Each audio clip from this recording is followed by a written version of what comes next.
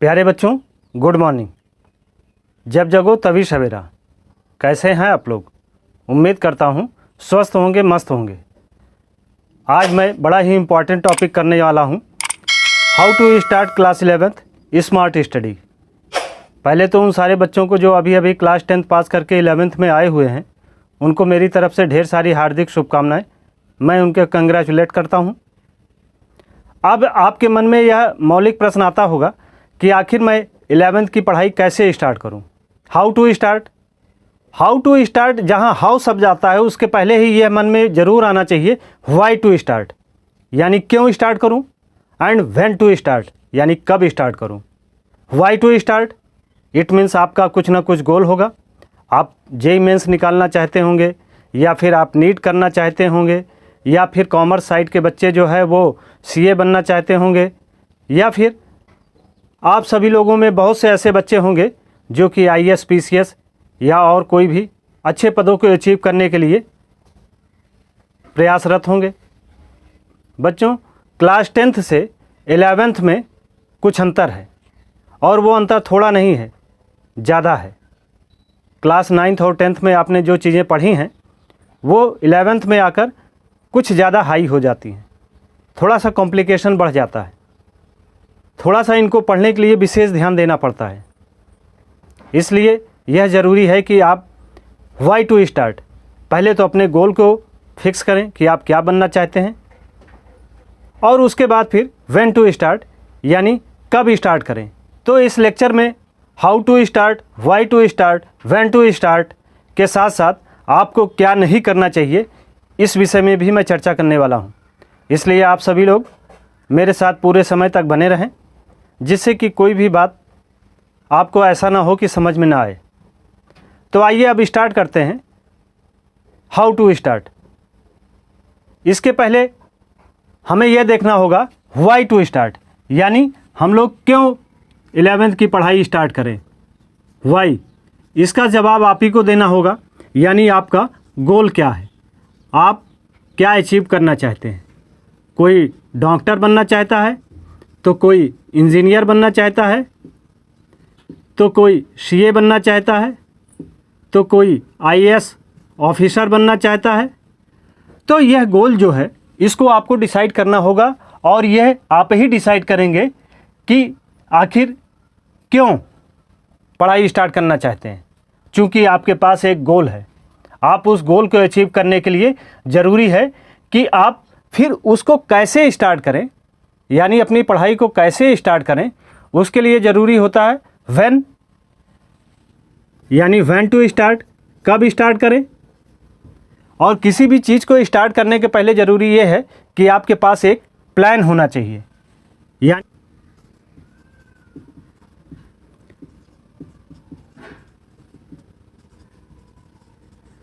यानी एक प्लान होना चाहिए, एक स्ट्रेटजी होनी चाहिए, तभी आप इसको स्टार्ट करने में और इसको अपने अचीवमेंट तक पहुंचाने में सफल होंगे।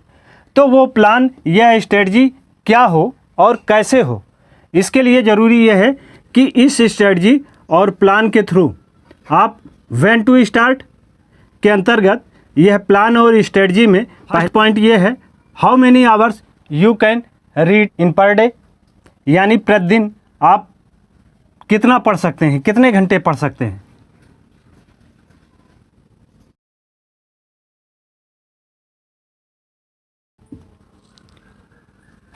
तो फर्स्ट पॉइंट में है how many hours you can read in per day, यानी आप प्रतिदिन अपनी पढ़ाई कितने घंटे कर सकते हैं। अगर मान लीजिए स्कूल खुला हुआ है तो कम से कम 5 से 7 घंटे आपको स्कूल जाने में लगेगा। अगर आपने कोचिंग कर रखी है तो 2 से 3 घंटे आपको कोचिंग में लग जाएगा। अरे भाई, अल्टीमेट आपके पास कितने आवर हैं? 24 आवर्स ही हैं। अगर मान लीजिए 7 आवर्स जो है, यानी 7 घंटे जो है अगर आप स्कूल को दे देते हैं, और उसके बाद आप 4 घंटे मान लीजिए सपोज कोचिंग को दे देते हैं,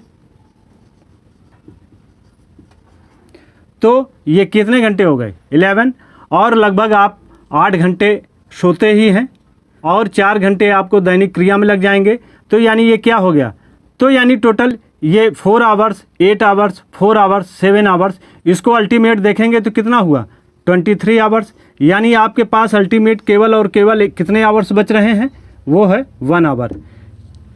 तो इसलिए ज़रूरी ये है, इस 1 आवर में आप क्या करेंगे, घर के कोई काम कर सकते हैं या फिर इधर उधर घूमने टहलने जा सकते हैं। केवल और केवल आपके पास 1 घंटे का समय है। और जबकि आप जानते हैं कि अगर आपने टाइम टेबल बनाया और टाइम टेबल को अगर आपने 100% फॉलो किया तब तो ठीक है, लेकिन अगर थोड़ा बड़ा इधर उधर मिस हो गया तो फिर उससे प्रॉब्लम ये आएगी। पता लगा ये जो 1 घंटे आपके लिए बच रहा है, यानी आप इसमें चाहे सेल्फ स्टडी करें या फिर घर के और काम करें या फिर कहीं घूमने चले जाएं, तो केवल और केवल आपके पास समय कितना बच रहा है, वो 1 घंटे का बच रहा है। इसलिए फर्स्ट पॉइंट में जो कहा जा रहा है कि how many hours you can read in per day, तो इसके लिए ज़रूरी ये है कि आप एक बेहतरीन अपना टाइम टेबल बनाएं और टाइम टेबल ऐसा हो जो कि आप पूरी तरीके से उसको फॉलो कर सकें, यानी ऐसा टाइम टेबल जो स्मार्ट हो। और स्मार्ट टाइम टेबल के थ्रू ही स्मार्ट स्टडी करके ही अपने आप गोल को पा सकते हैं। अब इस टाइम टेबल को बनाने में आपको कई चीज़ों का ध्यान रखना होगा। तो इस टाइम टेबल में पहली चीज़ ये हो कि आपकी कंसिस्टेंसी हो,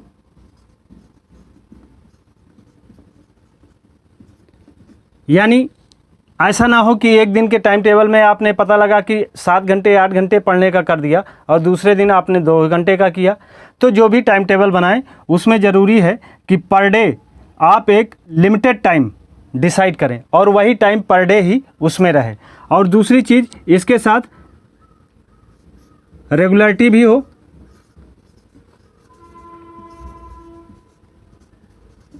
तीसरा, यह टाइम टेबल जो हो वो कैसा हो, वो ऑल सब्जेक्ट कवर करने वाला हो। ऐसा नहीं कि जो सब्जेक्ट इम्पॉर्टेंट है या जो सब्जेक्ट आपके लिए ज़्यादा महत्वपूर्ण हैं, केवल उन्हीं सब्जेक्ट को आप रखें और उसके बाद के सब्जेक्ट को ना रखें। इसलिए टाइम टेबल में ज़रूरी ये है, ये बात हो सकता है कि आप इस टाइम टेबल में ऑल सब्जेक्ट में जो इम्पॉर्टेंट, मान लीजिए जैसे पीसीएम है या पीसीबी है, माने फिजिक्स केमिस्ट्री मैथ वाले बच्चे फिजिक्स केमिस्ट्री मैथ को ज़्यादा समय दे सकते हैं। फिजिक्स केमिस्ट्री बायो वाले बच्चे जो है फिजिक्स केमिस्ट्री बायो वाले को ज़्यादा समय दे सकते हैं। लेकिन ऐसा नहीं है कि उसमें आप हिंदी या इंग्लिश को इग्नोर कर दें। इसलिए ऐसा टाइम टेबल बनाएं जिसमें कि आपका सारा का सारा सब्जेक्ट कंप्लीट हो सके। ये बात दूसरी है कि इन सब्जेक्ट को थोड़ा कम समय दें और इनको समय को ज़्यादा दें। इसके अतिरिक्त अदर साइड वाले जैसे कॉमर्स के बच्चे हैं, अब उन्हें इम्पॉर्टेंट ये है कि अकाउंटेंसी ज़्यादा ज़रूरी है, तो वो अकाउंट को ज़्यादा टाइम दे सकते हैं। या फिर इसके अतिरिक्त उनको और भी जो इम्पॉर्टेंट सब्जेक्ट लगता है, जैसे आर्ट साइड के जो बच्चे हैं उनको जो इम्पॉर्टेंट सब्जेक्ट लगे उसको वो ज़्यादा समय दें, लेकिन सारे सब्जेक्ट को प्रॉपर वे में, रेगुलर वे में, कंसिस्टेंसी के साथ समय दें। और इसके बाद आप जो भी पढ़ाई करें उसके लिए ज़रूरी है कि वो पढ़ने के साथ साथ आप उसमें वीकली अपने लेवल पे ही एक टेस्ट रखें कि आपने इस वीक क्या किया, कितना किया, उसमें से आपको कितना समझ में आया और क्या चीज़ें ऐसी थी जो मेरे को समझ में नहीं आई। तो उसको आप अपने तरफ से अलग से ही कंसीडर कर सकते हैं। यानी अपने को चेक करना, और चेक करना बहुत ही ज़रूरी है, क्योंकि आप जानते हैं कि यह जो टाइम टेबल बनाया है यह टाइम टेबल स्मार्ट होना चाहिए। यानी इसको कहीं ना कहीं ऐसा टाइम टेबल होना चाहिए जिसको आप 100% फॉलो करें। क्योंकि अगर टाइम टेबल आपने बना दिया, बना के टांग दिया, उसको फॉलो नहीं कर रहे हैं, तो फिर उसको बनाने का कोई मतलब नहीं आएगा। इसलिए ज़रूरी है कि ऐसा टाइम टेबल बनाएं जो 100% आप फॉलो कर सकें। बच्चों, क्योंकि आप लोग जानते हैं कि रीड करना और स्टडी करना दोनों में अंतर है। रीड माने पढ़ना होता है और स्टडी माने क्या होता है, अध्ययन करना। तो अच्छा, आप लोग ये बताइए रीड और स्टडी में क्या अंतर है, यानी पढ़ने और अध्ययन में क्या अंतर है। आप जानते हैं जैसे सुबह सुबह न्यूज़पेपर आता है तो न्यूज़पेपर आप क्या करते हैं, रीडिंग करते हैं कि स्टडी करते हैं। अगर आप स्कूल जाते हैं तो स्कूल जाते हैं, वहाँ रीडिंग करने जाते हैं कि स्टडी करने जाते हैं। आप बखूबी इसको अंतर पहचान सकते हैं। और आप जानते हैं कि न्यूज़पेपर को स्टडी नहीं बल्कि रीड किया जाता है, और स्कूल आप रीडिंग करने नहीं बल्कि स्टडी करने जाते हैं। तो what is differences between the reading and study? Reading केवल और केवल फौरी तौर पे पढ़ना, लेकिन स्टडी जो भी आपने पढ़ा है उसको एब्जॉर्व करना, उसको ग्रहण करना, उस पर चिंतन करना, मनन करना, और उसके टॉपिक्स के आधार पर आपके पास जो भी पूर्व में उसके नॉलेज है उन नॉलेज से उसको अटैच करना, जिससे कि आपने जो एक बार स्टडी कर लिया है दोबारा फिर आपको उसको पढ़ने की ज़रूरत ना पड़े। आपके पास जो भी डेटा आपके इस कंप्यूटर में है, उस कंप्यूटर में जो भी डेटा पड़ा है उस डेटा के साथ नई इन्फॉर्मेशन जो है उसको आपको टैली करा के उसको एब्जॉर्व करना, डैट इज़ स्टडी, यानी अध्ययन करना। तो इसलिए ज़रूरी यह है कि जब आप 11th की पढ़ाई को स्टार्ट करने के लिए सोचें तो उसके लिए सबसे पहली चीज़ व्हाई यानी गोल डिसाइड करिए, व्हेन जब आपके पास प्लान और स्ट्रेटजी हो, और वह प्लान कैसा हो जिसको आप 100% फॉलो कर सकें, और वह एक टाइम टेबल के थ्रू हो, और वह टाइम टेबल ऐसा हो कि जो आपको आपके गोल तक पहुंचा सके। बच्चों, इसके अलावा मैं एक बात आपको और बताना चाहता हूं जो एकदम ज़मीनी बात है, जो हकीकत है। आपको सबसे ज़्यादा इम्पॉर्टेंट ये ज़रूरी है कि आप अपनी कमियों को पहचानें। आपको पढ़ने में क्या दिक्कत है, आपको लिखने में क्या दिक्कत है, आपको किसी भी सब्जेक्ट के किसी भी टॉपिक को समझने में क्या दिक्कत है, उन प्रॉब्लम्स को, उन परेशानियों को आप केवल आप ही दूर कर सकते हैं। इसलिए ज़रूरी यह है कि उन कमियों को पहचानें। इसलिए मैं आपको एक स्मार्ट ट्रिक बताना चाहता हूं, जिसके आधार पर आप अपनी कमियों को तो पहचानें ही और उसको दूर करने का पूरा प्रयास करें। जैसा कि मैं देखता हूं कि ज़्यादातर बच्चों में जो प्रॉब्लम होती है वो प्रॉब्लम किन स्ट्रेटजी से दूर हो सकती है, उसके लिए मैं ये जो बता रहा हूं आप इसको नोट डाउन करें और इसको हमेशा करने का प्रयास करें। पहली चीज़ कि पहली आप पर डे 1 पेज राइटिंग, वो चाहे इंग्लिश में हो और चाहे हिंदी में हो। राइटिंग का मतलब ये नहीं है कि आप किताबों को देखकर ही लिखें। आपने जैसे मान लीजिए सपोज फिजिक्स में पढ़ा, कोई एक टॉपिक पढ़ा, आप शाम को बैठ के 15 मिनट में, ज़्यादा नहीं समय लगेगा, 15 मिनट में जो भी टॉपिक दिन में पढ़ा है एक पेज पर बगैर किताब से देखे, बगैर नोटबुक देखे आप अपने आप लिखें। चूँकि एग्ज़ाम हॉल में जब आपको किसी भी क्वेश्चन का आंसर देना पड़ता है तो उसमें आपको सपोर्टिंग कोई चीज़ें नहीं होती, आपके दिमाग में जो चीज़ें होती हैं वही आप लिख पाते हैं। तो इसका अभ्यास आप अभी से स्टार्ट करें। एक पेज दिन में आपने जो भी पढ़ा है, या अगर नहीं भी पढ़ा है तब भी न्यूज़पेपर का कोई एक पॉइंट लेके उस पर डेली और डेली एक पेज आप ज़रूर लिखें। खुद से सोचें और खुद से लिखें, और लिखने के बाद आप उसको चेक करें कि आखिर उसमें क्या कमी रह गई, मैंने जो लिखा उसमें क्या क्या गलतियां हैं, उसको सुधारें। केवल और केवल यही 1 पेज राइटिंग, और इन हिंदी और इंग्लिश और इन बोथ, अगर संभव है तो आप दोनों लैंग्वेज में लिखें, अगर नहीं संभव है तो एक में लिखें, लेकिन कम से कम 1 पेज राइटिंग आप पर डे ज़रूर लिखें।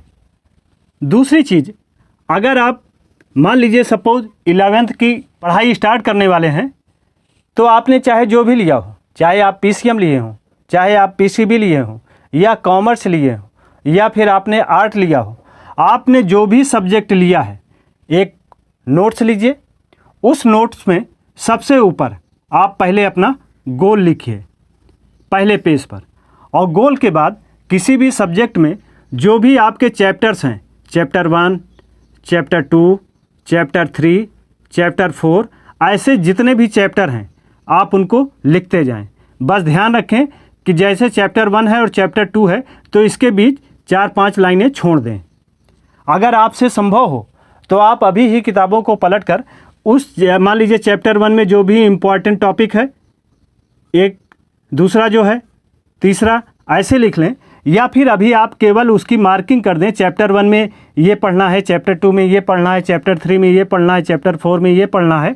और जब आप पढ़ाई करने लगें तो उस टाइम पे आपको जो भी टॉपिक मिलता है आप उसको यहाँ पर लिख दें, first point, second point, third point, fourth point. और ऐसे जब आप पूरे सिलेबस को पढ़ लेते हैं तो आपके पास एक स्मार्ट और शॉर्ट नोट्स तैयार हो जाता है कि आखिर किसी भी सब्जेक्ट में कौन कौन से चैप्टर हैं, उस चैप्टर में कौन कौन से टॉपिक हैं, कौन कौन से टॉपिक इम्पॉर्टेंट हैं। इस चीज़ को छांटने में, इस चीज़ को देखने में आपको काफ़ी सहूलियत होगी। भाई सारी चीज़ें तो ऐसा तो है नहीं कि आप सारी चीज़ों को याद कर लें, लेकिन निरंतर अभ्यास से ज़रूर ये चीज़ें आप प्राप्त कर सकते हैं। आप अपने आप से यह ना पूछें कि हमने क्या नहीं किया है, लेकिन डेली शाम को आप कम से कम 10 मिनट अपने आप से यह ज़रूर पूछें कि हमने क्या किया है। ना पूछ कि मेरी मंजिल कहाँ है, अभी तो सफ़र का इरादा किया है। ना हारूंगा हौसला उम्र भर, यह हमने किसी और से नहीं अपने से वादा किया है। इसी वादे के साथ आप अपनी पढ़ाई को शुरू कीजिए, स्टार्ट कीजिए, और जो स्ट्रेटजी मैंने बताया है इस आधार पर आप अपनी पढ़ाई को धीरे धीरे आगे बढ़ाते रहिए। क्योंकि 9th और 10th की पढ़ाई से 11th और 12th की पढ़ाई अलग है। 9th और 10th में आपने जहां केवल और केवल आपका मेन मोटिव यही था कि बोर्ड पास हो जाएं, अच्छे मार्क्स से पास हो जाएं, अब 11th में कहीं ना कहीं आपको अपने कैरियर के प्रति ज़्यादा सेंसिटिव होना पड़ेगा। और उसी सेंसिटिविटी को ध्यान में रखते हुए ज़रूरी है कि आप एक स्ट्रेटजी और एक प्लान के थ्रू अपनी पढ़ाई स्टार्ट करें। अगर आप प्लान और स्ट्रेटजी को फॉलो करते हुए पढ़ाई आपने स्टार्ट की तो मैं पूरे वादे के साथ कहता हूं कि आप अपने गोल को ज़रूर और ज़रूर अचीव करेंगे। और उद्देश्य क्या है? गोल को अचीव करना। तो अब इस लेक्चर में इतना ही। Thank you.